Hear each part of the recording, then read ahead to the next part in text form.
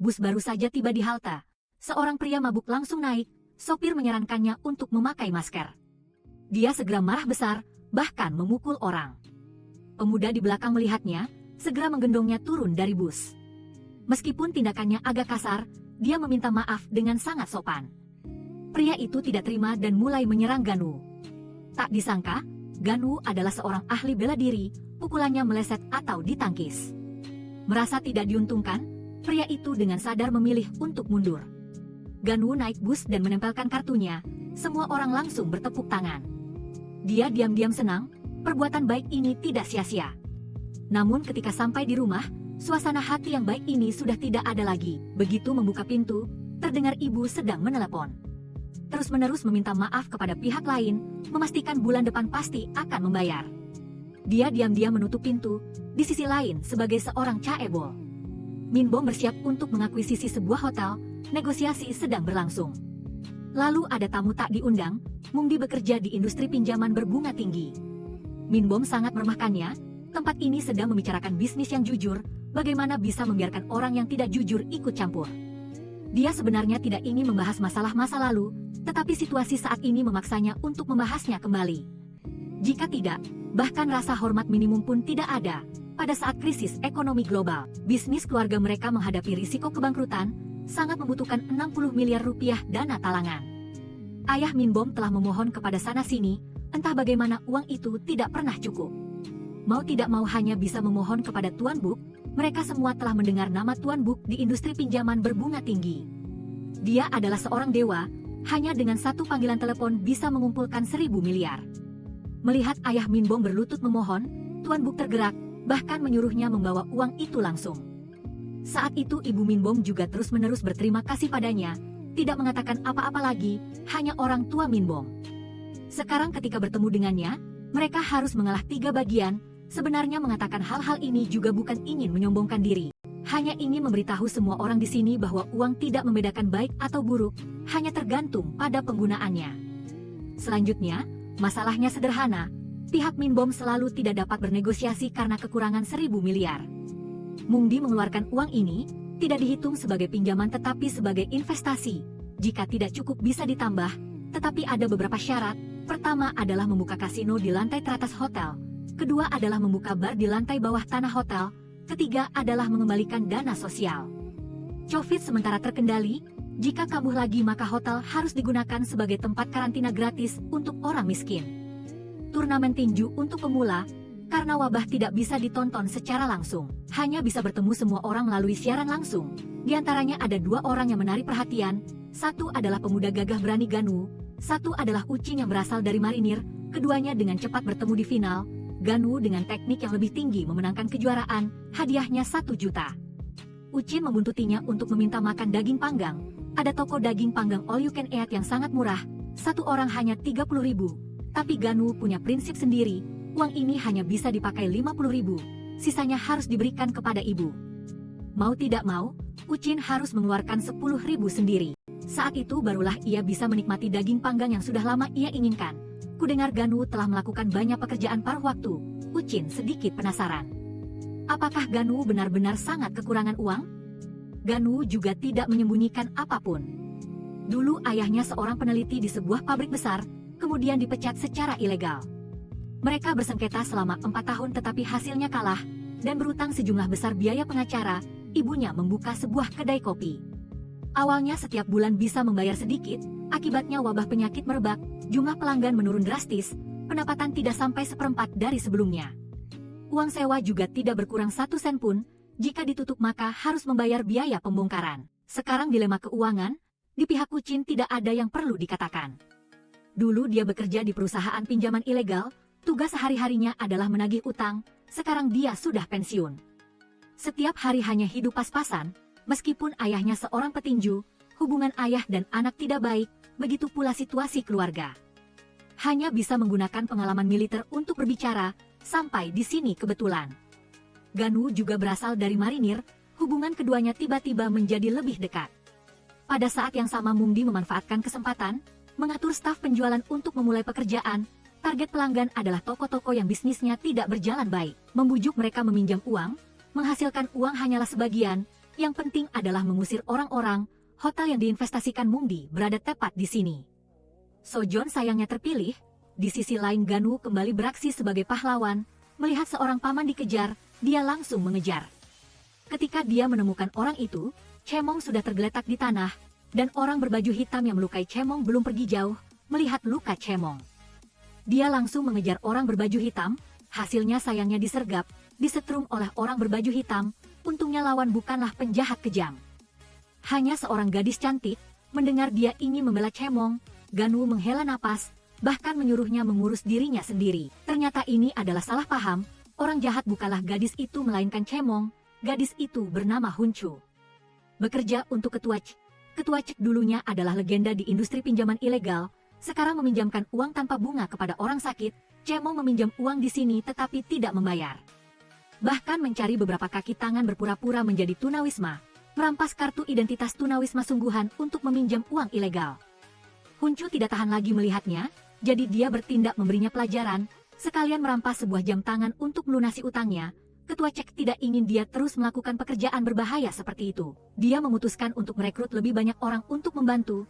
Dia tidak menuntut banyak, hanya membutuhkan karakter yang baik. Jika tahu bela diri akan lebih baik, jika punya pengalaman di bidang ini akan lebih sempurna. Tidak lama kemudian, prosedur hotel disetujui, Mungdi mempercepat proses pengusiran orang, Sojon menjadi target pertama yang dipilih. Sebelumnya dia tersenyum cerah menyuruhnya meminjam uang, tapi sekarang tiba-tiba berbalik badan. Dia ketakutan buru-buru menelepon Ganwoo. Ganwoo mendengar situasi tidak beres, segera berlari ke toko, tapi tetap terlambat selangkah. Toko sudah dihancurkan berantakan, melihat ibunya diintimidasi, Ganwoo dengan cepat masuk ke mode bertarung. Sendirian melawan banyak orang, Ganwoo segera membereskan para preman di luar. Melihat kemampuan bertarungnya yang meledak-ledak, orang-orang Mungdi tiba-tiba menjadi sedikit panik. Untungnya malam ini tidak hanya ada para preman, Mungdi dan Inbom juga ada di sini. Situasi ini tidak ada yang perlu dikatakan. Selamatkan diri dulu, Mungdi duduk di samping menonton pertunjukan. Ganwoo menyerang lebih dulu, Inbom tidak menghindar. Dia menerima beberapa pukulan, kemampuan bertahan ini tidak biasa. Saat mulai menyerang balik, Ganwoo segera menghancurkan pertahanannya. Untungnya Mungdi tidak berniat membunuh, dia sangat menyukai anak muda yang gigih, berharap Ganwoo bisa bekerja di bawahnya, tapi balasannya adalah ludah yang meleset. Dengan begitu banyak anak buah yang menatap, ini membuatnya kehilangan muka, dia menarik belati dari betisnya. Menggoreskan satu sayatan di wajah Ganwoo, anggap saja sebagai pelajaran kecil. Setelah Mungdi pergi, Sojon buru-buru membawa putranya ke rumah sakit. Untungnya lukanya tidak terlalu parah, cukup dibalut sederhana sudah bisa berjalan. Ganwoo terlihat sangat tenang, tapi itu hanya penampilan saja. Dia mengingat penghinaan ini di dalam hatinya, suatu hari nanti akan membalas dendam. Saat kontrol ulang, dokter menyarankannya untuk operasi plastik. Jika tidak akan meninggalkan bekas luka, tapi ini tidak gratis, keluarganya sedang berutang banyak. Bagaimana bisa ada uang untuk operasi plastik? Uchin menyarankannya untuk melapor polisi, tidak bisa dibiarkan begitu saja. Tapi Mungdi sudah memperingatkannya untuk tidak melapor polisi. Jika tidak akan membunuh ibunya, dengan cara Mungdi, ini bukan sekadar omong kosong. Dia tidak berani bertaruh dengan nyawa ibunya. Uchin melihat kontrak pinjaman, di mana-mana penuh jebakan. Setiap minggu harus membayar 10% dari pokok pinjaman sebagai biaya administrasi. Total sudah meminjam 50 juta, setiap minggu hanya biaya administrasi sudah 5 juta. Terlebih lagi jika tidak membayar tepat waktu, bunga akan berlipat ganda. Dari 5% menjadi 20%, beberapa baris tulisan ini ditulis sangat kecil, jika tidak diperhatikan dengan seksama tidak akan bisa ditemukan. Uchin sudah bekerja di bidang ini selama beberapa tahun, ini juga pertama kalinya dia melihat penipuan sebesar ini. Ini bukan lagi pinjaman ilegal tapi penipuan. Sayangnya tulisan hitam di atas putih sudah jelas. Sojon sudah menandatangani secara sukarela, ditambah dengan trik Mungdi, tidak ada sedikit pun kesempatan untuk melawan, hanya bisa pasrah. Untuk keluar hanya ada satu cara yaitu membayar lunas sekaligus. Uchin mencari mantan bosnya untuk memohon, berharap bisa meminjamkan sejumlah uang kepada Ganwoo dengan bunga 1%. Ganwoo sedikit terharu, bosnya adalah orang yang lugas, bisa meminjamkan uang tapi dengan satu syarat, Uchin harus kembali membantunya bekerja. Selama pandemi, banyak orang meminjam uang, bisnis mereka berjalan baik tapi kekurangan orang, melihat Uchin terlihat canggung. Ganwoo proaktif menolak, belum makan daging babi tapi sudah melihat babi lari, bagaimana bisa menagih utang tanpa menggunakan kekerasan? Peminjam uang semuanya adalah orang-orang miskin, keduanya benar-benar tidak bisa bertindak. Mereka hanya bisa menolak dengan sopan dan mencari cara lain, sungguh cerdik. Orang yang membantu ketua Cek merekrut juga berasal dari marinir dan punya sedikit hubungan dengan Ucin. Ucin selalu memanggilnya senior. Kang Bu memperkenalkan situasi secara singkat. Seluruh industri pinjaman ilegal hanya ada satu orang yang benar-benar hebat. Orang menyebutnya Tuan Buk. Mungdi adalah anak buah Tuan Buk. Dan orang di bawah Tuan Buk adalah ketua Cek. Kudengar hanya ketua Cek yang pernah melihat wajah asli Tuan Buk. Baru-baru ini ketua Cek sedang merekrut orang. Kang Bu sudah menginterview beberapa gelombang, tapi tidak ada yang memenuhi syarat, bahkan melewati ambang batas karakter pun tidak. Dua anak buah di depannya ini membuat Kang Bu melihat harapan, karakter baik, bertarung juga hebat. Hanya saja Ucin punya pengalaman kerja sedangkan Ganu tidak. Di sisi lain Huncu mengikuti Cemong. Dia menemukan mereka menggunakan KTP untuk meminjam uang dari Mungdi. Ketua Cek sama sekali tidak terkejut.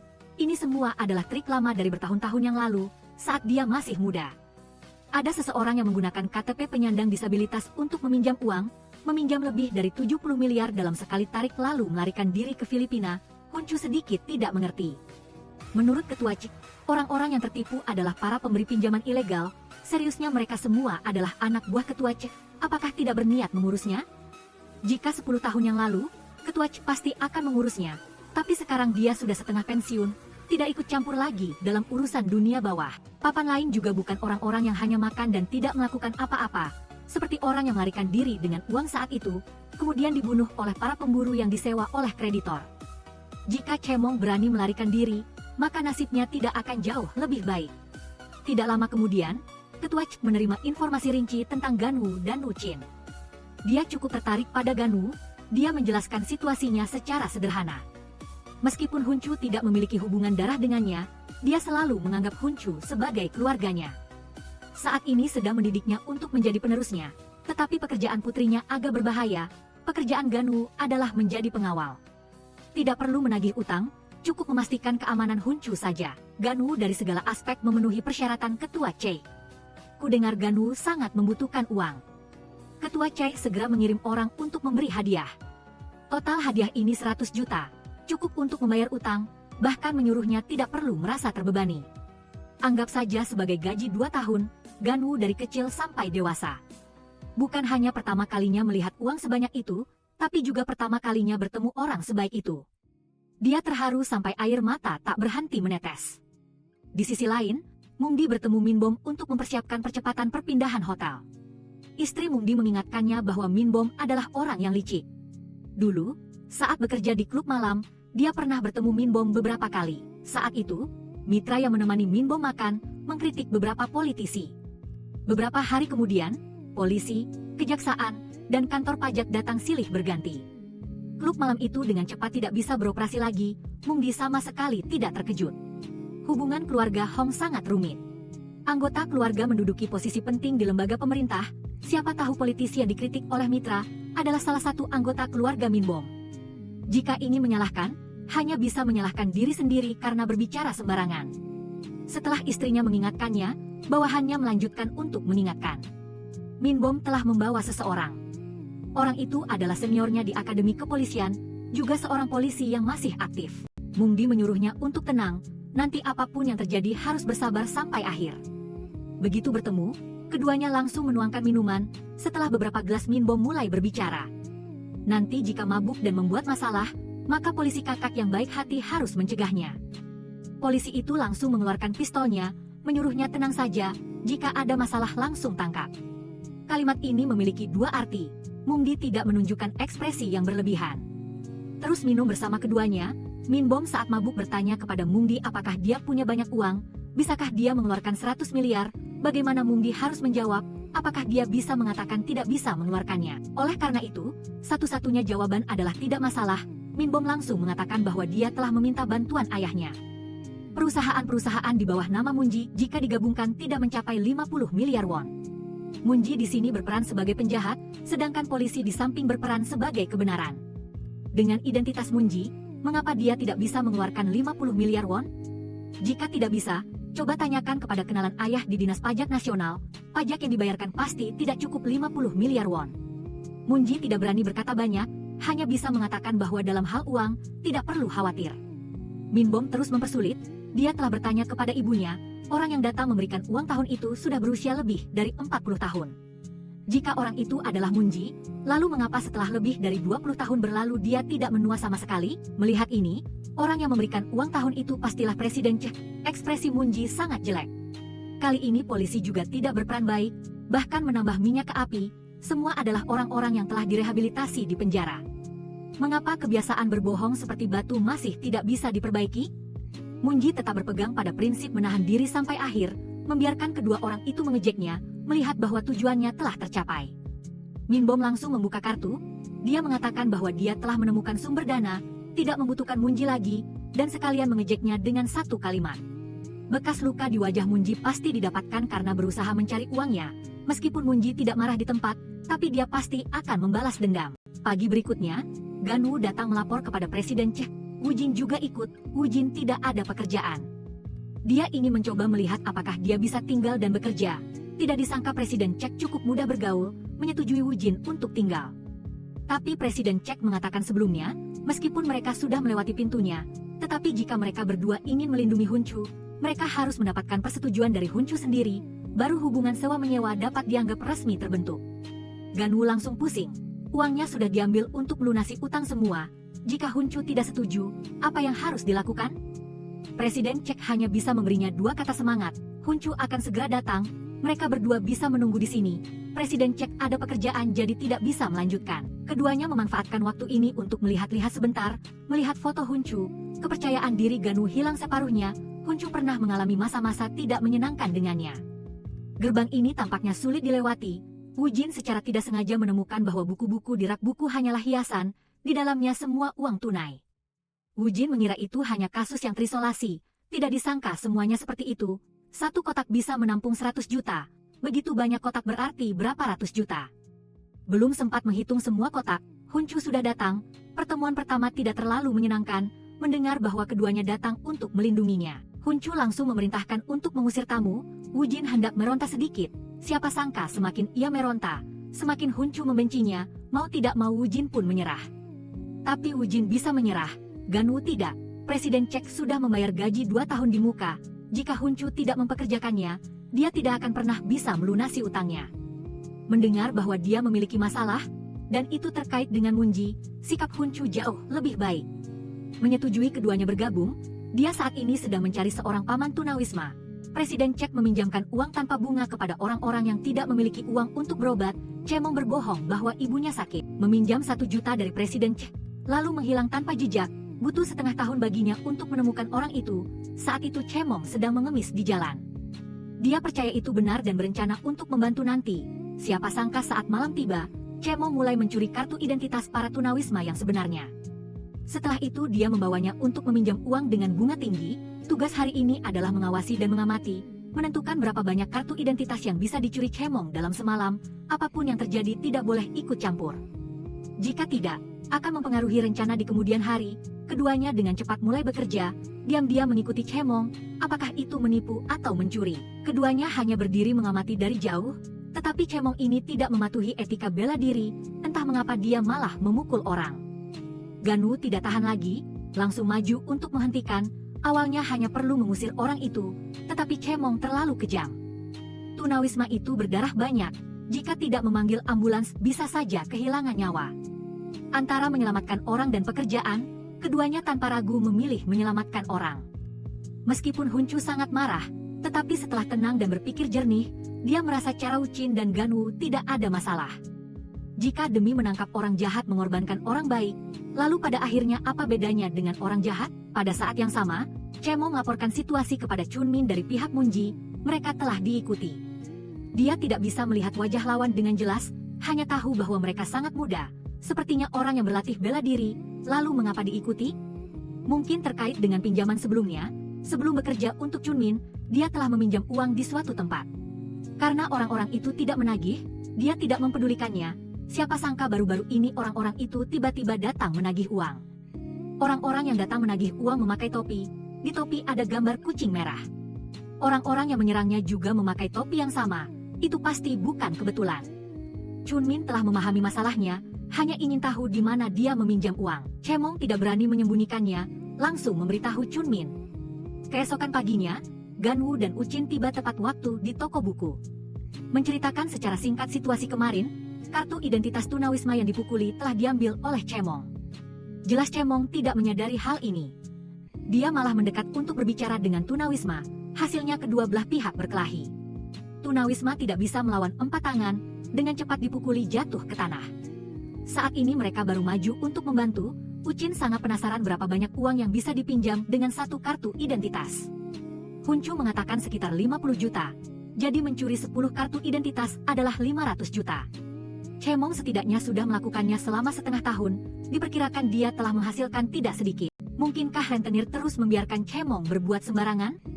Tidak bisa juga dibiarkan, rentenir juga melakukan tindakan ilegal, tidak berani melapor polisi atau semacamnya.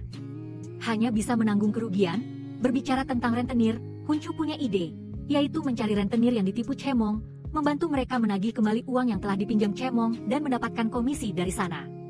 Cukup mengumpulkan 1% saja bisa menghasilkan 3 miliar. Ambisi ini terlalu kecil, setidaknya harus mulai dari 2%. Keduanya mengobrol dengan sangat menyenangkan. Ganwoo tiba-tiba berpikir jika rentenir ditipu, maka orang-orang yang meminjam uang dari mereka akan semakin kesulitan. Bagaimanapun juga, yang paling rugi tetaplah orang yang membuka toko. Mereka sedang berbicara ketika tiba-tiba muncul dua orang di layar pemantau, yaitu Chemong dan Chunmin. Huncu segera menutup pintu, memadamkan lampu, dan mematikan telepon, lalu memperbesar gambar pemantauan di toko buku. Chemong tidak salah ingat, dia memang meminjam uang di toko buku ini. Chunmin melihat ke dalam. Tidak ada apa-apa, dia menyuruh Chemong menendang pintu belakang, lalu menendang pintu toko buku. Tidak hanya suaranya berbeda, tetapi pintu toko buku di sisi ini tampak lebih kokoh. Dia menduga brankas ada di sini, sepertinya harus menggunakan alat berat untuk membukanya. Sebelum pergi, Chunmin memperhatikan kamera pengawas di atas. Dia menatap lurus ke kamera sejenak lalu berbalik pergi. Saat ini ketiga orang itu baru bisa bernapas lega. Mereka curiga telah diikuti tadi malam, tetapi jika diikuti tadi malam, mengapa Chemong tidak menyerang langsung tetapi menunggu sampai sekarang baru datang? Ada masalah lain, Chemong jelas telah melihat kemampuan Ganwoo dan Woojin. Jika hari ini datang untuk menyerang, pasti akan membawa lebih banyak orang. Tidak hanya ada dua orang, mungkin mereka juga tidak yakin dengan situasi di sini. Tetapi dilihat dari perjalanan hari ini, mereka pasti akan segera memahami beberapa hal. Sekarang membahas hal-hal ini juga tidak ada gunanya. Poin kuncinya adalah harus menyelidiki dengan jelas bagaimana mereka mengetahui tentang toko buku. Huncu tahu ini, Chemong sudah datang ke sini saat meminjam uang. Tapi masalahnya, bagaimana Chemong tahu hubungan antara Ganwoo dan Woojin dengan toko buku? Sampai di sini, Ganwoo tiba-tiba teringat satu hal. Sebelumnya saat Huncu mengejar Chemong, dia mengikuti di belakang. Topi yang Huncu kejar saat itu, persis sama dengan topi yang dia kejar tadi malam. Chemong pasti sudah menyadari poin ini sehingga baru mencari ke toko buku. Woojin tidak mengerti mengapa Chemong menendang pintu rolling door. Poin ini lebih mudah dimengerti. Pintu rolling door toko buku bukan terbuat dari aluminium tapi baja. Menendang pintu pasti untuk memastikan hal ini. Saat ini, Presiden Cek tiba-tiba datang berkunjung. Dia melihat ada orang datang ke toko buku, jadi ingin tahu apa yang terjadi. Huncu menceritakan kejadian itu dengan jelas. Rentenir bersedia mengeluarkan uang untuk menangkap Chemong, dan dia adalah satu-satunya yang bisa menangkap Chemong. Dia tidak perlu menolak transaksi ini. Apalagi, Chemong sedang melakukan hal buruk. Tapi Presiden Cek mengabaikannya. Jelas hanya perlu memerintahkan Giang Trung sudah bisa menyelesaikan Chemong. Tapi Presiden Cek tidak mau. Luka di wajah Ganwoo disebabkan oleh gerombolan orang itu. Chemong telah menipu uang rentenir. Rentenir harus mengeksploitasi orang-orang yang tidak punya uang dan kekuasaan seperti Ganwoo, meskipun Presiden Cek selalu membantu orang miskin. Namun sekarang sepertinya tidak ada gunanya. Uang akhirnya mengalir ke kantong orang-orang itu. Jika Presiden Cek benar-benar ingin membantu orang miskin, maka meskipun tidak mau, dia harus menangkap orang-orang seperti Chemong. Chemong hanyalah orang biasa. Presiden Cek ingin tahu siapa yang melukai wajah Ganwoo. Ganwoo tidak ada yang disembunyikan. Dia mengatakan itu adalah perwakilan dari Smile Capital. Ganwoo tidak tahu namanya, hanya tahu ada bekas luka panjang di pipi kirinya. Mendengar ini, Presiden Cek sedikit terkejut, tetapi dia dengan cepat kembali normal dan menyuruh ketiga orang itu kembali beristirahat terlebih dahulu. Begitu ketiga orang itu pergi, Presiden Cek langsung terdengur di meja. Dia buru-buru menyuruh Inmuk menyelidiki apakah perwakilan itu bernama Kim Moon-ji. Sepertinya ada sesuatu antara Presiden Cek dan Moon-ji. Setelah ketiganya pergi, mereka mencari tempat untuk makan malam. Ganwoo penasaran dengan hubungan antara Hunchu dan Presiden Cek. Hunchu tidak menyembunyikan, dia mengatakan mereka bukan keluarga, tetapi lebih dekat dari keluarga. Hunchu menderita kanker sumsum tulang ketika dia baru berusia 8 tahun. Meskipun dia sudah sembuh pada usia 50 tahun, ayahnya telah meninggal, setelah itu dia dipindahkan ke berbagai panti asuhan pada usia 57 tahun. Dia datang ke panti asuhan yang didirikan oleh Presiden Cek. Presiden Cek mengajarinya kendo dan mengendarai sepeda motor. Sejak saat itu, dia selalu mengikuti Presiden Cek. Di sisi lain, Min Bom datang ke tempat cuci mobil untuk mencuci mobil. Karyawan diam-diam menghubungi Changdu, yang juga merupakan bawahan Moon-ji. Dia yang pernah belajar di akademi polisi, mobil yang sebelumnya dia minta untuk diperhatikan sudah datang. Setelah menerima pesan, Changdu segera datang ke tempat cuci mobil. Saat ini tiba-tiba ada sekelompok orang muncul di tempat cuci mobil. Mereka menyerbu dan memukuli Min Bom dengan parah. Changdu yang datang lebih keterlaluan. Dia mengeluarkan kamera dan meminta Min Bom untuk menanggalkan semua pakaiannya, tetapi Min Bom tidak mau. Para preman itu langsung menahan Min Bom ke tanah, lalu menuangkan cairan pembersih kaca ke mulut Min Bom. Sampai Min Bom setuju untuk menanggalkan semua pakaiannya, setelah melakukan semua ini, Changdu sudah mengirim pesan kepada Moon-ji, atas perintahnya. Changdu telah menciptakan berita sensasional, Moon-ji sangat gembira saat melihat pesan itu. Saat ini Inmuk telah menyelidiki perwakilan Smile Capital. Ternyata memang Moon-ji yang mereka kenal. Mendengar kabar ini, Presiden Cek teringat kejadian sebelumnya, saat itu dia telah membuka sebuah perusahaan. Karena alasan pribadi, perusahaan akan ditutup pada akhir bulan, dia tidak akan memperlakukan karyawan dengan buruk, berjanji akan membayar karyawan tambahan gaji 1 tahun. Moon-ji juga salah satu karyawan yang melihat brankas di kantor Presiden Cek. Dengan menggunakan alat pembuka kunci dan masuk ke kantor, Presiden Cek yang menerima kabar itu langsung datang ke perusahaan. Dalam sekejap dia berhasil mengatasi kedua orang itu. Tak disangka Moon-ji menyerang dari belakang, saat dia tidak memperhatikan dia menusuknya 2 kali, dia masih menahan luka tusukan dan bertarung dengan Moon-ji. Bekas luka di wajah Moon-ji adalah ulahnya. Para preman yang pingsan tiba-tiba terbangun, melihat Moon-ji terluka, mereka menyerbu dan memukuli Presiden Cek habis-habisan, lalu melemparkannya dari atas gedung. Setelah itu mengambil uang dari brankas dan bersiap membakar perusahaan.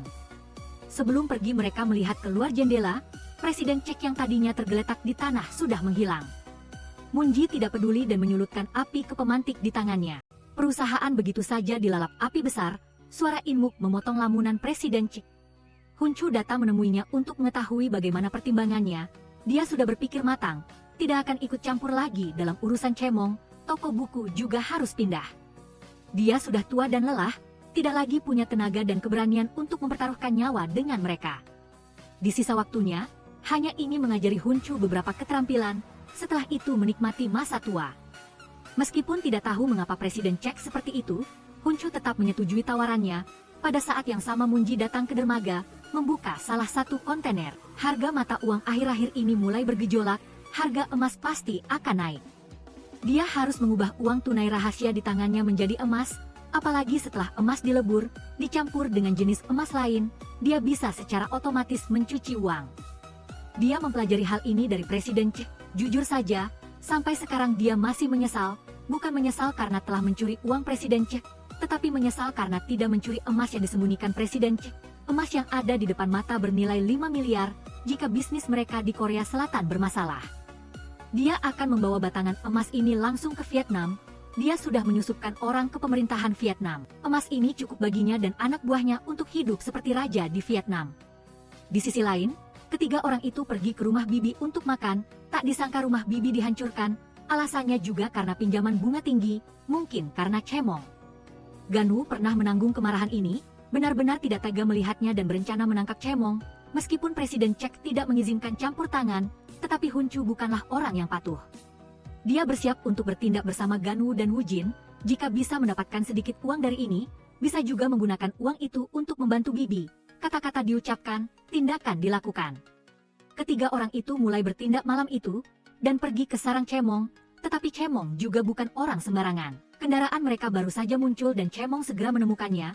Dia langsung menghubungi Chunmin. Chunmin memberikan solusi, meminta Cemong dan yang lainnya untuk bertindak setelah 2 jam. Setelah tiba waktunya, Cemong memimpin orang-orangnya berangkat. 3 orang juga mengikuti dengan cermat. Tiba di stasiun kereta bawah tanah, Ganwoo dan Uchin bertanggung jawab untuk melacak. Hunchu bertanggung jawab untuk memberikan dukungan. Yang tidak disangka oleh ketiganya adalah Cemong telah mempermainkan mereka, melihat sekelompok orang berjalan menuju stasiun kereta bawah tanah. Hunchu segera menelepon ketua Cek untuk meminta bantuan. Di stasiun kereta bawah tanah, Ganwoo dan Uchin telah dikepung. Sepertinya satu-satunya cara adalah bertarung habis-habisan. Chunmin kemudian datang, melihat Ganwoo. Dia segera berbalik, meminta anak buahnya untuk mencari alamat rumah pemilik kedai kopi. Artinya, Sojon, di pihak Ganwoo sudah mulai berkelahi, meskipun lawan lebih banyak, tapi tidak bisa menghentikan Ganwoo dan Uchin beraksi. Sangat cepat mereka menjatuhkan sekelompok besar. Hunchu juga datang membantu, menyelesaikan orang-orang ini. 3 orang buru-buru meninggalkan tempat kejadian. Di pihak Ganwoo sudah aman, tapi Sojon mengalami masalah. Cemong memimpin orang-orangnya menerobos masuk ke rumah Ganwoo, membuat ibu Ganwoo pingsan dan bersiap membawanya pergi. Begitu keluar pintu mereka menabrak seseorang yang misterius. Orang misterius itu tanpa basa-basi langsung menyerang. Cemong melihat situasi tidak beres, tetapi anak buahnya sedang bergulat dengan orang misterius itu dan membawa ibu Ganwoo lari. Orang misterius itu dengan cepat menyelesaikan anak buahnya dan mengejar Cemong tanpa henti. Cemong tidak punya pilihan selain meninggalkan ibu Ganwoo, memastikan ibu Ganwoo baik-baik saja. Orang misterius itu terus mengejar Cemong. Begitu tertangkap akan dipukuli habis-habisan. Setelah itu dekat urat tumit Cemong, pada saat yang sama Ganwoo menerima telepon dari ibunya, dia segera pergi ke rumah ketua Cek. Orang misterius itu juga ada di sana.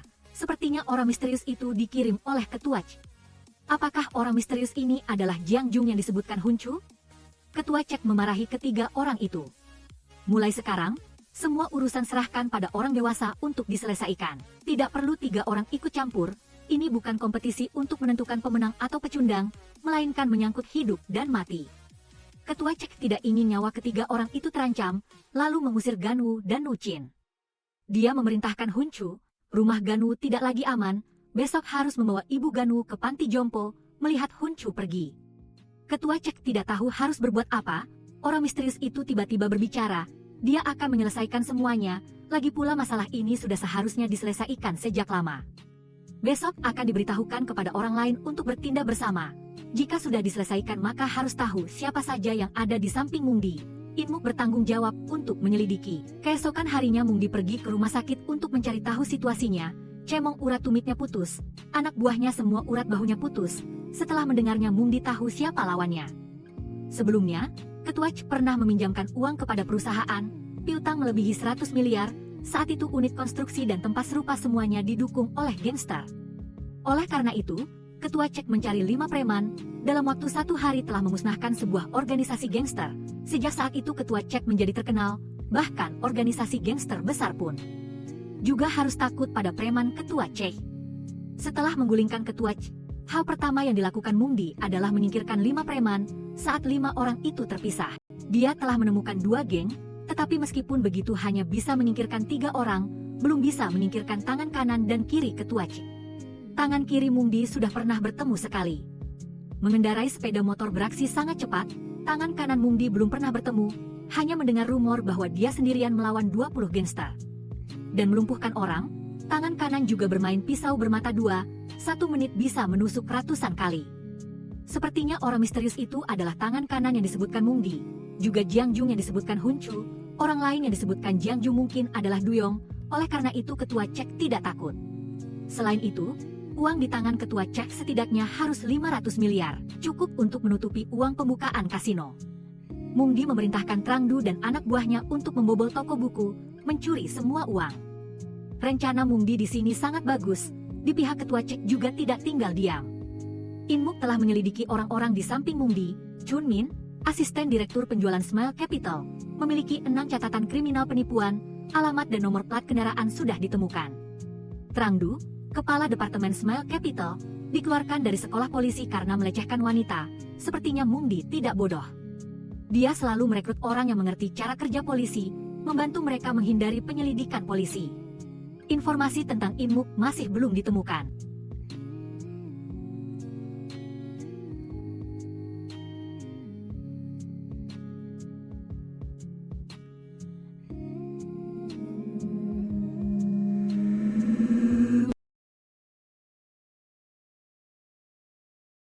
Dia segera keluar memberitahu kedua orang itu, sama sekali tidak memperhatikan bagian belakang.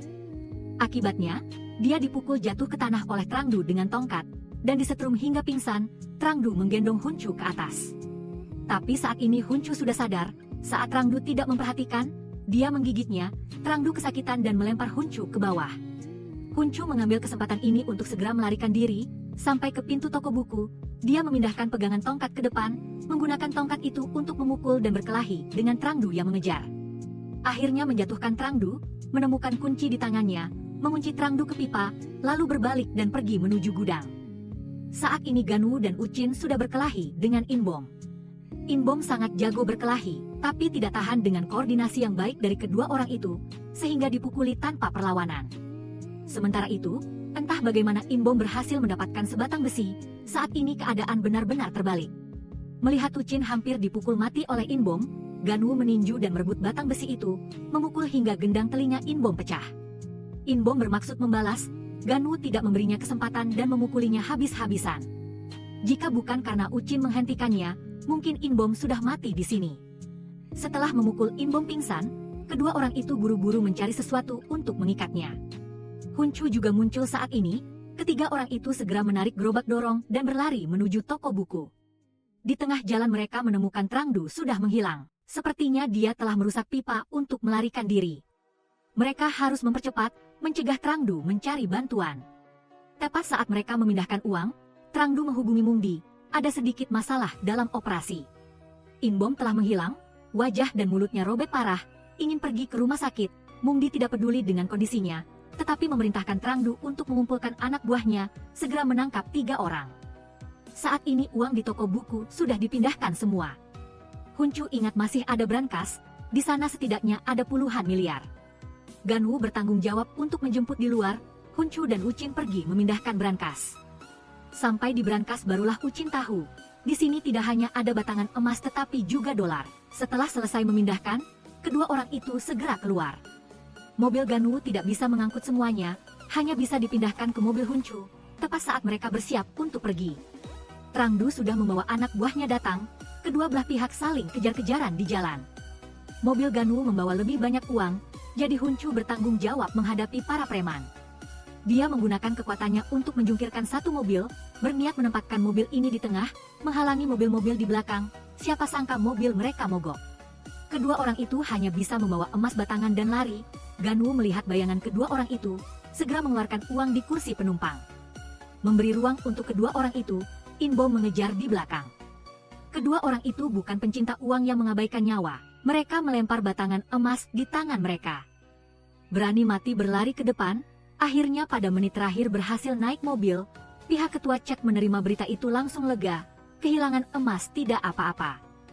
Asal orangnya tidak apa-apa, mendengar Inbom terluka, ketua cek langsung punya ide. Terluka memang butuh perawatan, tapi orang seperti Inbom tidak berani ke rumah sakit resmi. Karena rumah sakit akan melapor polisi, pihak Mungdi pasti sudah menyiapkan tempat. Diduga Inbom melarikan diri adalah umpan, ketua cek ingin memanfaatkan kesempatan ini untuk menemukan markasnya, dari situ menghancurkannya sekaligus. Dia memerintahkan rumah sakit untuk menambah personel. Selain itu juga harus berjaga-jaga terhadap Chunmin. Chunmin sifatnya penakut, dan selalu tampil di luar. Dengan trik ketua cek dan karakter Chunmin, cepat atau lambat dia akan dihianati. Di sisi lain, ketua cek mencari Ganu untuk berbicara. Kemarin dia telah memindahkan banyak uang. 1 miliar sebelumnya dianggap sebagai upah. Pertempuran selanjutnya terkait dengan dendam pribadi, tingkat bahaya juga meroket. Ketua cek tidak ingin melibatkan dia, bersiap memberinya sejumlah uang lagi, agar dia dan ibunya pergi ke tempat lain membuka toko, tapi dia tidak menerima tawaran ini. Uang itu bagi ketua cek hanya masalah kecil, tapi baginya itu adalah angka yang sangat besar. Ketua cek telah menyelamatkan seluruh keluarganya, budi baik ini tidak akan pernah dia lupakan. Sekarang ketua cek dalam kesulitan, inilah saatnya dia membalas budi, bagaimana bisa menghindar. Apalagi lawannya adalah Mungdi yang kejam, dia dan Mung Di juga memiliki sedikit dendam pribadi. Karena dia telah menyatakan sikapnya, Ketua Cek juga tidak berkeras lagi. Tapi dia tetap harus berpesan sedikit, hati-hati dalam segala hal, utamakan keselamatan diri sendiri. 3 pemuda bertemu 2 senior untuk membahas rencana tindakan selanjutnya. Mereka cukup berbelas kasih, tidak berniat membunuh, tetapi ingin melanjutkan sesuai prosedur hukum. Orang-orang yang mati di tangan Mung Di pasti tidak sedikit. Pekerjaan pasca kejadian pasti ditangani oleh Inbom, atau mengancam dengan kekerasan, atau menggunakan uang untuk menyuap, asalkan bisa menangkap Inbom untuk diinterogasi, menemukan 1 atau 2 bukti pembunuhan, maka bisa memasukkan Mung Di ke penjara. Untuk menangkap Inbom, harus dimulai dari rumah sakit. Jiang Jung sudah menduga dugaan Mung Di, dia tidak berniat menyerbu masuk seperti orang bodoh. Melainkan membiarkan Duyong menyerang Chunmin terlebih dahulu. Jika di samping Duyong ada orang yang bersembunyi, maka terbukti rumah sakit juga ada, sebelum bertindak harus melakukan pelatihan khusus. Huncu mengikuti Duyong belajar cara meningkatkan kemampuan bergerak, Ganwu dan Ucin mengikuti Jiang Jung belajar menguasai teknik penggunaan pisau dan cara menilai kekuatan lawan melalui cara penggunaan pisau. Malam tiba, Ucin mendekati rumah sakit, Duyong dan Huncu juga mulai beraksi. Melihat target muncul, Duyong mengendarai sepeda motor dan dengan 1 sabetan pisau memotong urat Chunmin, anak buah yang bersembunyi di kegelapan segera muncul.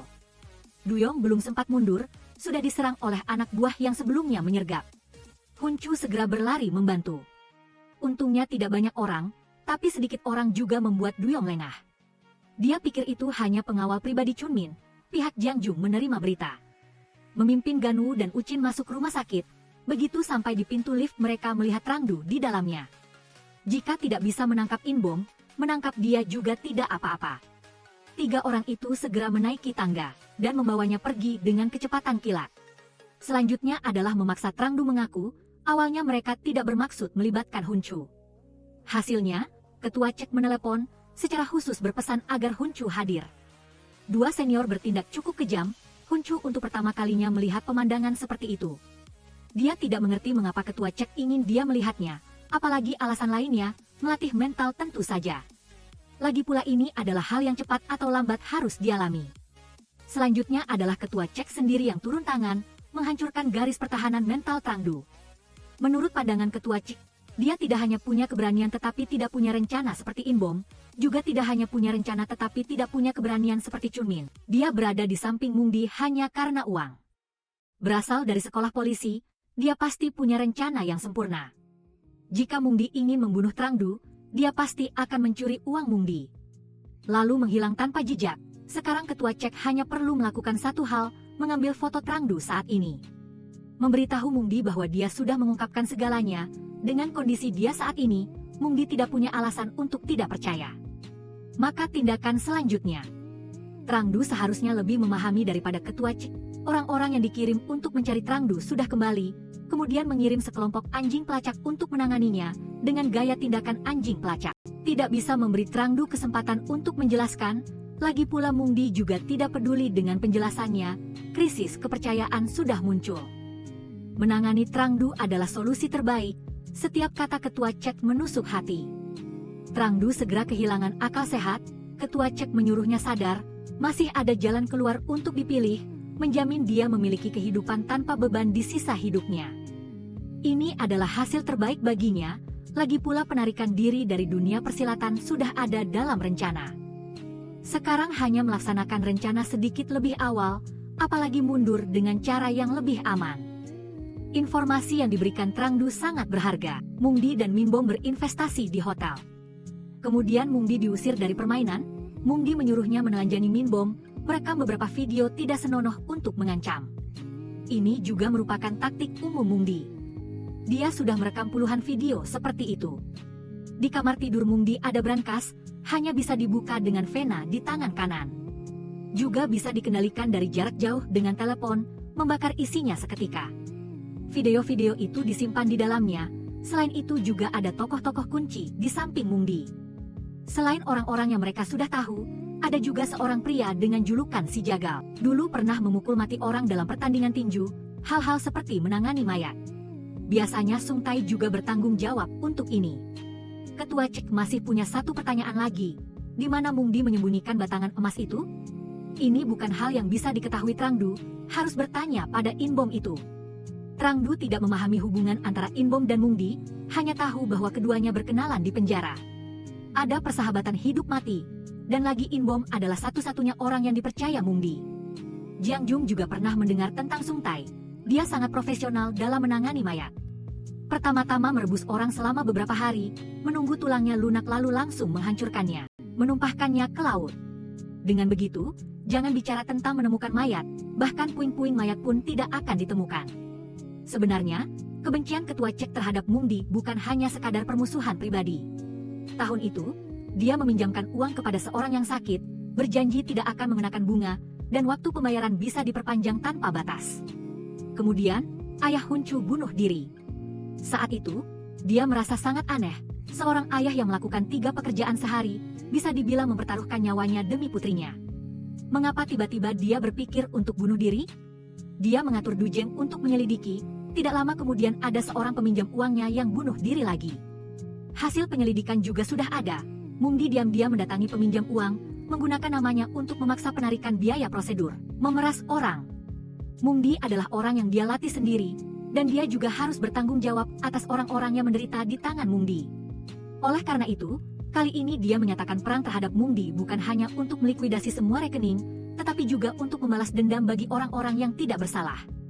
Di sisi lain, Mungdi menyandera Min Bom, menyuruh Kang Bu memanfaatkan jabatannya untuk memeriksa kemana sepeda motor yang melukai Chun Min pergi. Polisi dengan cepat menyelesaikan masalah itu. Mungdi menerima kabar itu, dan membawa sekelompok orang ke sana. 2 sepeda motor ini ada di sini, menunjukkan bahwa mereka tidak salah tempat, meskipun tidak ada orang di rumah, tetapi ada foto pernikahan Du Jeng. Setelah itu, mereka menemukan tempat Trang Du disiksa. Jejak yang tertinggal di lokasi kejadian membuat Mungdi memahami 2 hal. Pertama, Ketua Cik yang pincang harus ditangani sesegera mungkin. Saat ini bawahannya menemukan kartu identitas Du Jeng. Di situ ada alamatnya. Mungdi segera membawa orang untuk membunuh. Sebelum bertindak ada satu permintaan, bisa menggunakan kekerasan yang sesuai tapi jangan membunuh. Satu ketukan pintu membangunkan istri Du Jeng. Du Jeng semalam minum terlalu banyak sehingga saat ini tidur pulas. Min Chi memanggilnya tidak bisa bangun, terpaksa harus pergi melihat sendiri. Sedang hamil tapi masih ingin berkencan dengan orang lain, untungnya Min Chi juga cukup waspada. Tidak langsung membuka pintu melainkan bertanya siapa yang datang. Orang itu mengaku sebagai penghuni lantai bawah, atap rumah bocor parah sehingga ia naik untuk melihat situasinya. Min Chi melihat melalui lubang intip, dan melihat hanya ada 1 orang, meskipun memakai masker. Tapi ini adalah masa epidemi sehingga memakai masker sangat normal, setelah ragu-ragu. Min Chi bersiap membuka pintu, orang di luar segera bersiap-siap. Saat ini Du Jeng sadar dan memotong gerakan istrinya yang hendak membuka pintu, melihat situasi di luar. Du Jeng segera menyadari ada yang tidak beres. Du Jeng membuka jendela kamar tidur untuk melihat, meskipun di bawah tidak ada siapa-siapa, tapi juga tidak bisa melompat. Min Chi masih hamil, dia sendiri juga tidak bisa pergi. Orang-orang itu pasti tidak akan membiarkan Min Chi. Cara terbaik adalah tetap tenang. Suruh istri menelepon polisi, lalu tetap di kamar dan jangan keluar. Du Jeng bertanggung jawab mengulur waktu, orang-orang di luar mulai mengambil tindakan paksa. Du Jeng mengunci pintu kamar tidur, memindahkan beberapa barang untuk menghalangi jalan, bersiap bertarung sampai akhir. Sayangnya terlalu banyak orang, tidak bisa melawan semuanya. Lawan juga cukup kejam, baru berhenti setelah Du Jeng benar-benar kehilangan kemampuan untuk melawan. Min Chi mendengar keributan di luar, diam-diam meneteskan air mata. Mungdi juga tidak mempersulit Du Jeng, hanya perlu mengatakan keberadaan Giang Jung. Dia akan mengampuni wanita di kamar tidur, bertanya kepada Du Jeng apakah dia memilih istri dan anak atau saudara-saudaranya. Du Jeng terpecah belah. Pagi berikutnya, di sisi Ketua Cik penuh dengan sorak-sorai dan tawa, sama sekali tidak tahu bahwa Du Jeng telah mengalami masalah dan bahaya sedang mendekat. Setelah sarapan, Giang Jung datang ke restoran.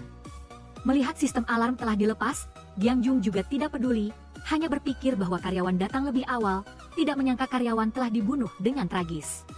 Seluruh restoran sunyi menakutkan, tetapi Giang Jung masih tidak menyadari bahaya, sampai dia mengganti pakaian dan melihat sosok Mungdi, meskipun Mungdi tidak mengatakan apa-apa. Tetapi Giang Jung tahu betul dia telah menyentuh istri Du Jeng, jika tidak, Du Jeng tidak akan pernah mengkhianatinya. Dengan karakter Mungdi, tidak membunuh orang hanya omong kosong. Giang Jung mengambil 2 pisau di dinding, bersiap membalas dendam untuk teman baiknya, tetapi Mungdi berani muncul sendirian, pasti ada persiapan. Tidak hanya ada 2 pisau di tangan, tetapi juga di sepatu. Hanya dalam beberapa pukulan Giang Jung terluka. Tidak disangka Mung Di tidak hanya fokus pada serangan, pertahanan juga tidak lengah. Giang Jung mengambil kesempatan untuk menusuk, tetapi tidak bisa menusuk. Sebaliknya Mung Di menusuknya beberapa kali lagi. Jika pisau kecil tidak bisa digunakan, gunakan pisau besar. Mung Di sedikit terkejut, tidak menyangka masih ada senjata pembunuh sebesar itu. Begitu pisau besar keluar, Giang Jung segera membalikkan keadaan, lalu menusuk Mung Di dengan sangat kuat. Sayangnya ada terlalu banyak luka di tubuhnya, kekuatan tempurnya menurun drastis. Akhirnya masih dipukul balik oleh Mung Di, bersama dengan pengorbanan Du Jeng dan Giang Jung. Ketua Cek benar-benar berada dalam posisi yang tidak menguntungkan. Anak buah Mung Di telah datang langsung ke pintu. Gan Wu dan Hun Chu berada di luar. Di dalam rumah hanya ada Ketua Cek dan Wu Jin. Lawan terlalu banyak, pasti tidak bisa bertahan. Hanya bisa sementara menghindari ujung tombak, bersembunyi di ruang bawah tanah. Tetapi orang-orang Mung Di sudah menyerbu masuk. Wu Jin membawa Ketua Cek naik lift. Dia sendiri tinggal di belakang untuk menghalangi, tetapi terlalu banyak orang. Pada dasarnya tidak bisa menahan, apalagi ada In Bom yang sangat kuat dan Sung Tai yang pendiam. Ketua Cek di bawah juga tidak diam, mengambil pistol dari brankas, 1 peluru 1 orang. Sung Tai di atas bertarung sendirian dengan Wu Jin. Satu gerakan mengunci leher lalu menusuk lagi, membuat Wu Jin benar-benar kehilangan kemampuan bertarung. In Bom di bawah menghadapi Ketua Cek, meskipun di dalam pistol hanya tersisa sejumlah peluru terbatas. Tetapi tidak ada yang mau maju untuk mati, terus berlarut-larut seperti ini juga bukan cara. In Bom menarik seseorang untuk dijadikan tameng, berhasil mendekati Ketua Cek. Saat ini tidak ada lagi yang bisa dimainkan, In Bom juga tidak sungkan kepadanya, membuatnya benar-benar lumpuh. Setelah pertempuran berakhir, Mung Di masuk ke lapangan, melihat Ketua Cek tergeletak di tanah. Di dalam hatinya ada perasaan gembira yang sulit diungkapkan. Sejujurnya dia sangat berterima kasih, bagaimanapun juga dia adalah orang yang mengajarkannya cara bertahan hidup dalam profesi ini. Tapi berterima kasih itu berterima kasih, yang pantas dihukum tetap harus dihukum. Di dalam brankas adalah uang tabungan bertahun-tahun Ketua Cek, semua ini miliknya. Tidak lama kemudian Gan Wu dan Hun Chu kembali, melihat rumah berasap. Mereka segera memiliki firasat buruk.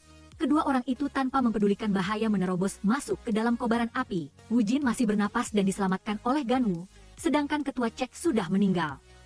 Melihat Hun Chu kehilangan akal sehatnya, Gan Wu memeluknya dan membawanya keluar. Mereka berdua membawa Wu Jin ke rumah sakit untuk pertolongan pertama. Proses operasi tidak ada bahaya. Wu Jin bisa dibilang telah mendapatkan kembali nyawanya. Hun Chu tenggelam dalam kesedihan yang tak terkira. Setelah tenang, dia memilih pergi tanpa mengucapkan selamat tinggal. Tidak lama kemudian, Gan Wu dan Wu Jin muncul di gubuk tepi pantai. Mereka berlatih siang dan malam, hanya untuk membalas dendam kepada Ketua Cek dan yang lainnya. Terhadap cara mereka berdua, In Muk merasa tidak berdaya sekaligus menghibur, tetapi tetap harus menasihati mereka berdua. Ketua Cek sudah meninggal, Du Jeng dan Giang Jung juga sudah meninggal. Kalian berdua kembali hanya akan mencari mati. Gan Wu tidak setuju dengan pandangan ini. Dia yakin bisa mengalahkan Mung Di. Sebelumnya Ketua Cek pernah berkata, asalkan mengumpulkan orang-orang yang telah disakiti oleh Mung Di, pasti bisa mengalahkan Mung Di. Apalagi sekarang dia sangat hebat, luka Wu Jin juga sudah sembuh, menghadapi Mung Di bukanlah masalah. Meskipun begitu, In Muk tetap tidak setuju dengan cara mereka berdua. Ketika datang ke pemakaman untuk melayat Ketua Cek, In Muk menerima surat dari Hun Chu. Hun Chu sudah pergi ke luar negeri. Kematian Ketua Cek membuat Hun Chu sangat menyesal.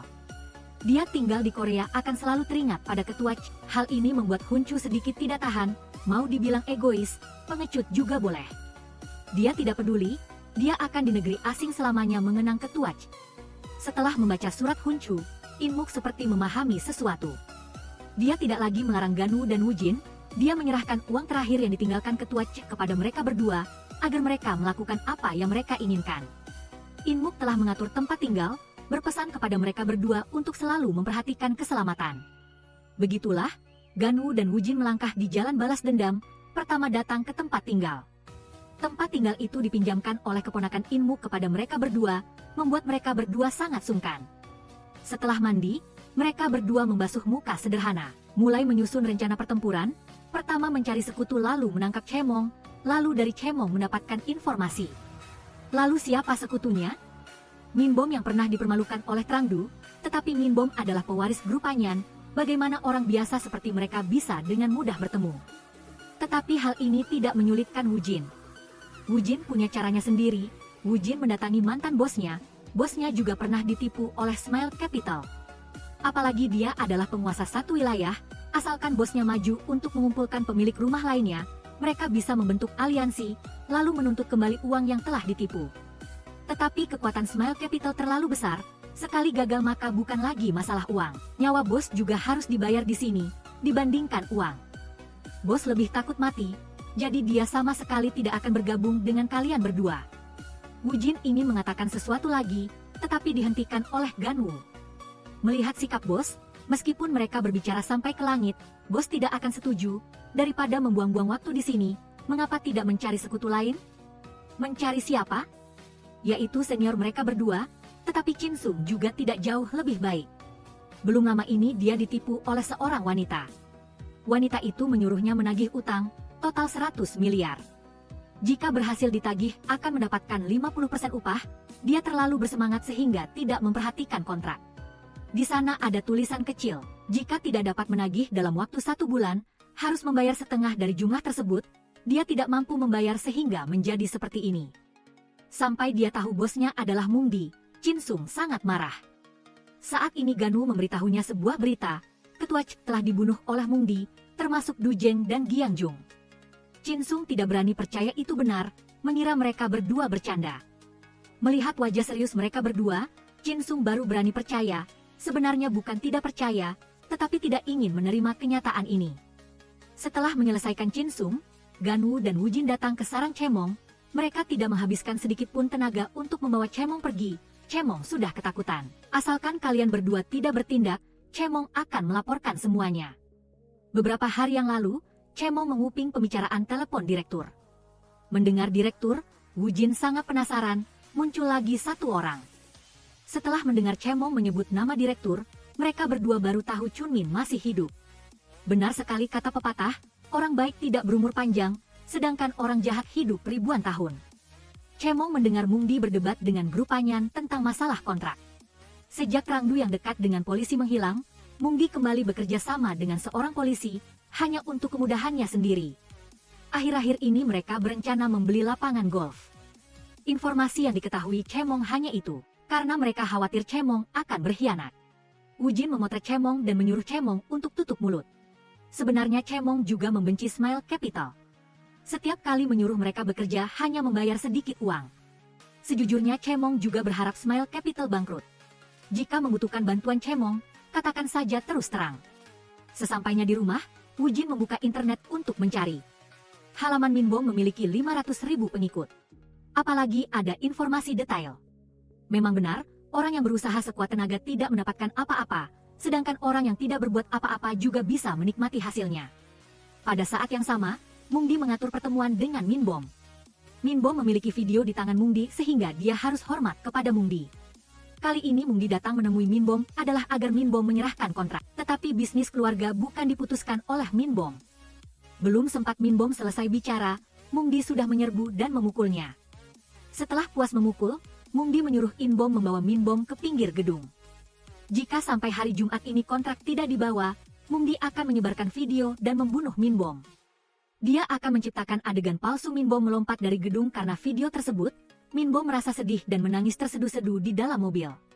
Saat ini dia tiba-tiba menerima sebuah pesan, menanyakan apakah dia ingin berurusan dengan Mung Di? Jika ya, mereka bisa membantunya. Apalagi mereka juga tahu lokasi video Minbom. Sampai pada titik ini, Minbom pasti akan pergi menemui mereka. Kemudian Minbom membuat janji dengan mereka berdua di bar.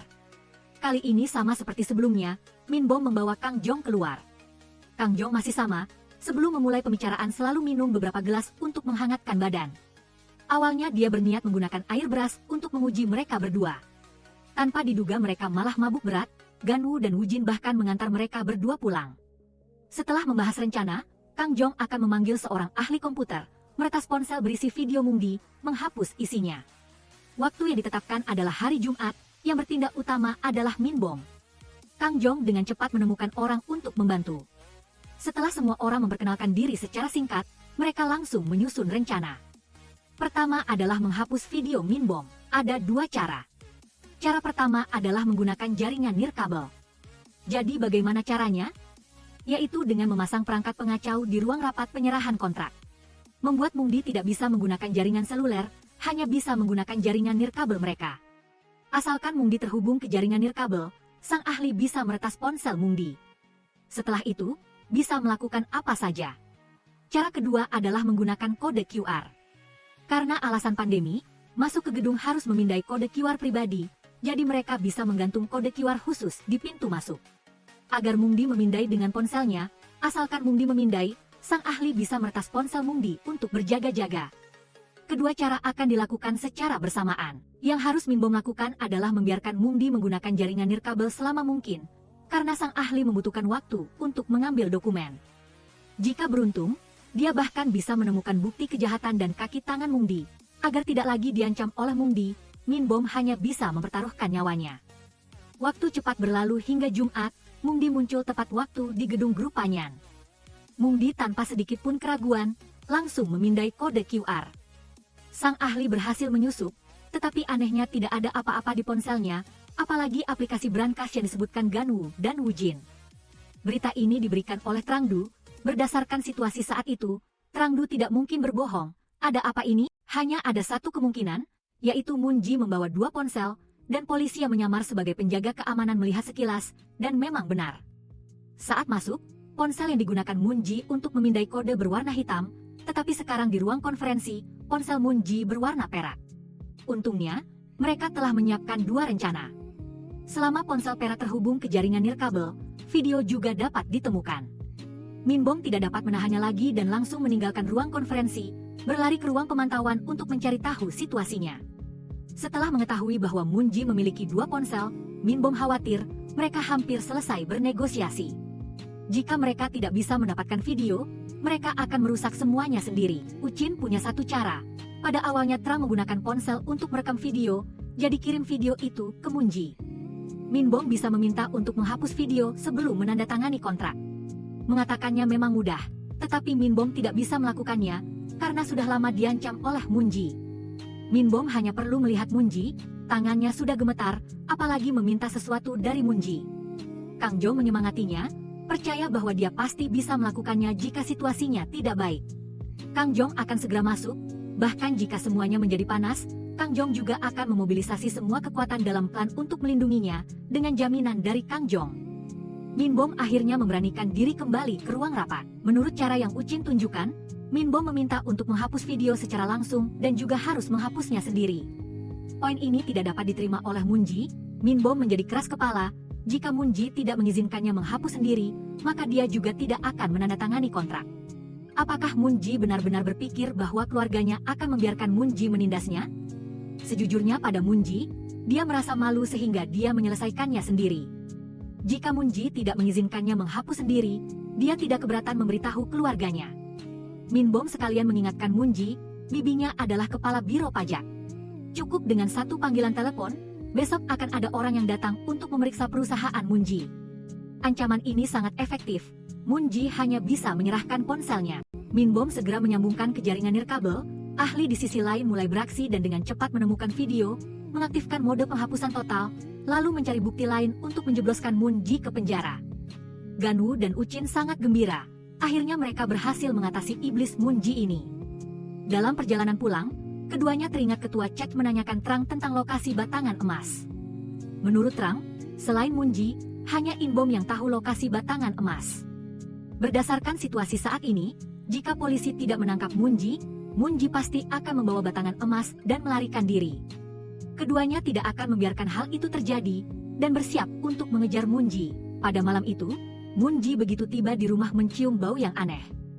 Munji membuka brankas dan melihat ponsel yang berisi video asli telah dihancurkan. Munji sangat marah dan segera menelepon. Munji akan mengirimkan ponsel kepada pihak lain dan meminta pihak lain untuk membantunya menemukan seorang lelaki tua. Pihak lain bukan orang lain, melainkan mata-mata Munji di kepolisian. Selain itu, mereka berada di tim yang sama dengan Kang Jong. Kang Jong sama sekali tidak curiga. Kang Jong menceritakan kepada Cha Min tentang bagaimana dia mendapatkan bukti kejahatan Munji. Cha Min segera menceritakan kembali kejadian itu kepada Munji.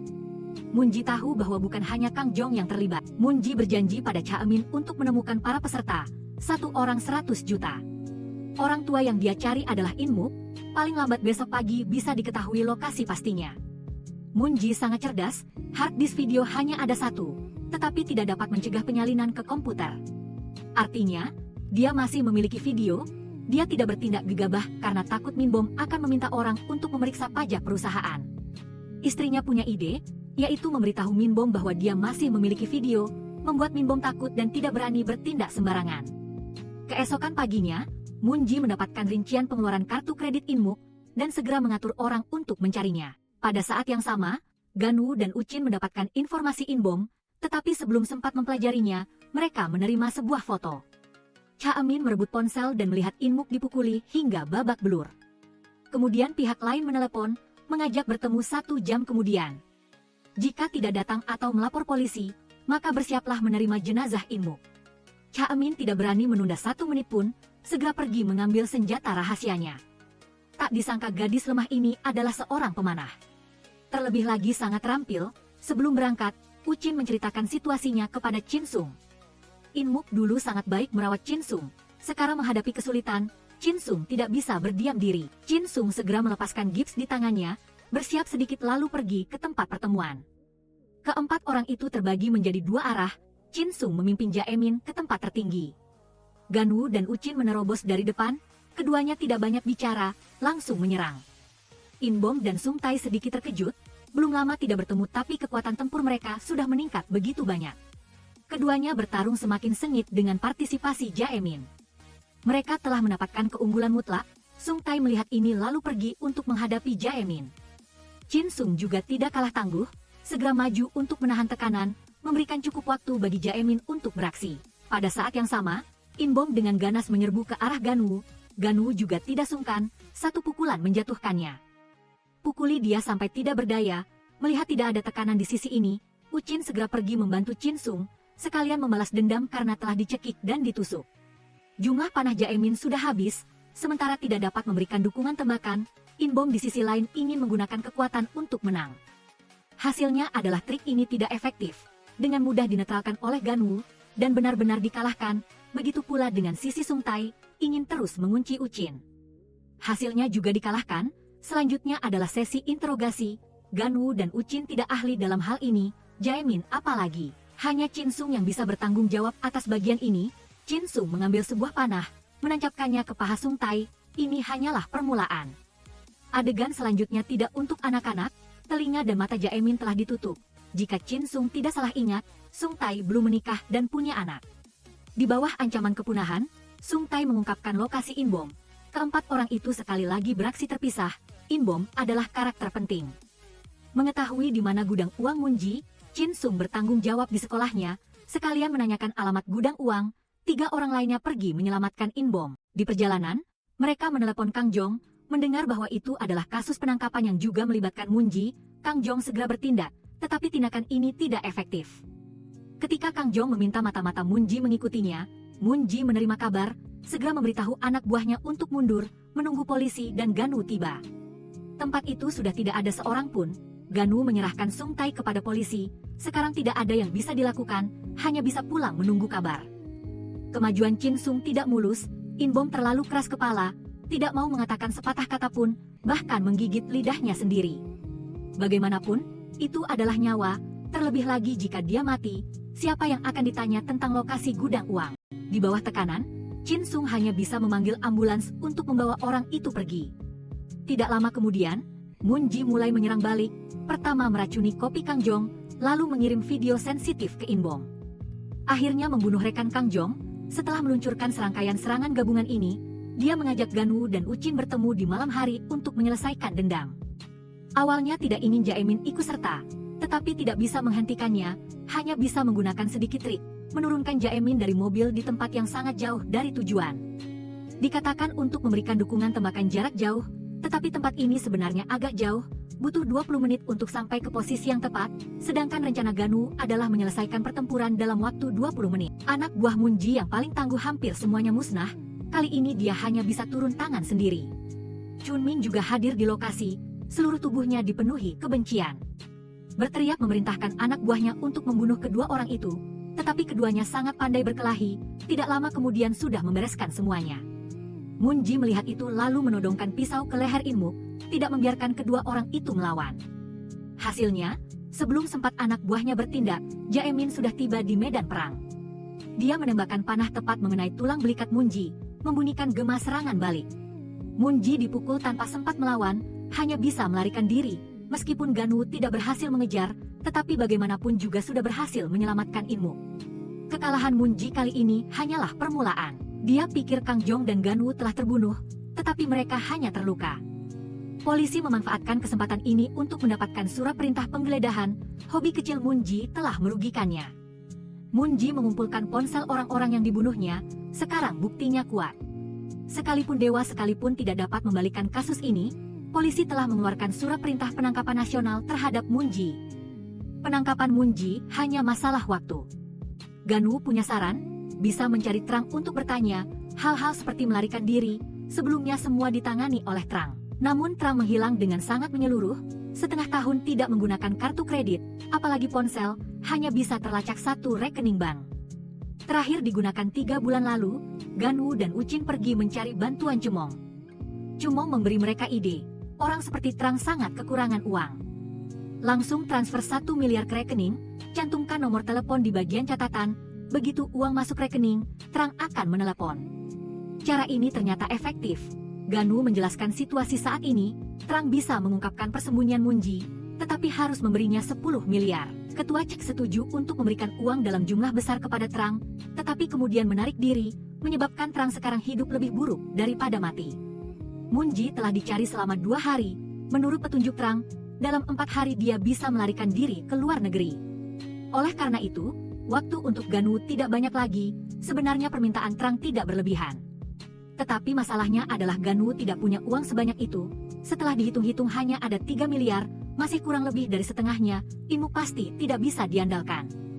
Hanya bisa mencari Minbom yang kaya untuk mencoba keberuntungan, tetapi video yang merugikan Minbom direkam oleh Trang, apakah dia akan mengeluarkan uang sebanyak ini? Trang adalah orang yang menjalankan perintah, Munji adalah sumber kejahatan, Minbom masih memahami alasan ini.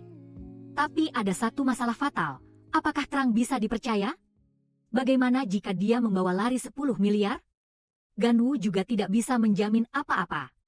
Hanya bisa dikatakan jika Trang melarikan diri, dia akan menghabiskan separuh sisa hidupnya untuk mengejar, memberikan penjelasan kepada Minbom, ada perkataan ini darinya. Minbom siap bertaruh, melihat 10 miliar masuk rekening, Trang tersenyum yang sudah lama tidak terlihat, lalu mengungkapkan cara Munji melarikan diri kepada Ganwoo.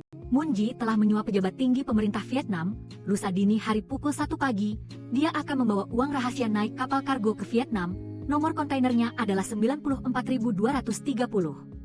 Uang rahasia disembunyikan di dalamnya, kapalnya sangat besar, jika ini mencari orang akan memakan waktu. Cara terbaik adalah berpura-pura menjadi imigran gelap naik kapal. Trang punya cara untuk menghubungi, tetapi harga spesifiknya perlu dinegosiasikan sendiri. Ganwoo dan Ucin segera bertindak, Inmuk juga membantu mereka menyiapkan pistol listrik. Begitu mereka naik kapal, keduanya berpisah untuk mencari. Ganwoo dengan cepat menemukan Munji, Ucin juga beruntung bertemu Chunmin, pistol listrik lebih baik daripada tinju. 1 detik telah menjatuhkan orang, tetapi tak disangka begitu Chunmin dijatuhkan, Inbom sudah datang menyerang, kemajuan Ganwoo tidak terlalu mulus. Munji selalu suka bermain kotor, kadang-kadang menyerang diam-diam, kadang-kadang menyembunyikan pisau di sol sepatu, tidak mau bertarung secara langsung. Ganwoo menemukan kesempatan untuk mendekat, kali ini dia tidak bisa bermain trik lagi, hanya bisa menjadi samsak, melihat tidak ada jalan keluar. Munji mengeluarkan pisau dari sol sepatunya dan bersiap untuk menyerang balik, hasilnya ditebak oleh Ganwoo dan beberapa pukulan berat mendarat.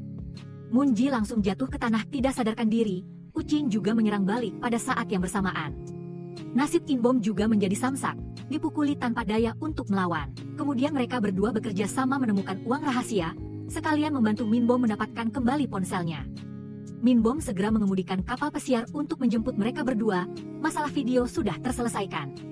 Lalu bagaimana uang rahasia itu harus ditangani? Ini bukan jumlah yang kecil.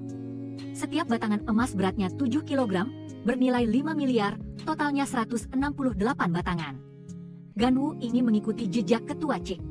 Membantu orang-orang yang tidak punya uang untuk berobat, Minbom memberikan 2 pilihan.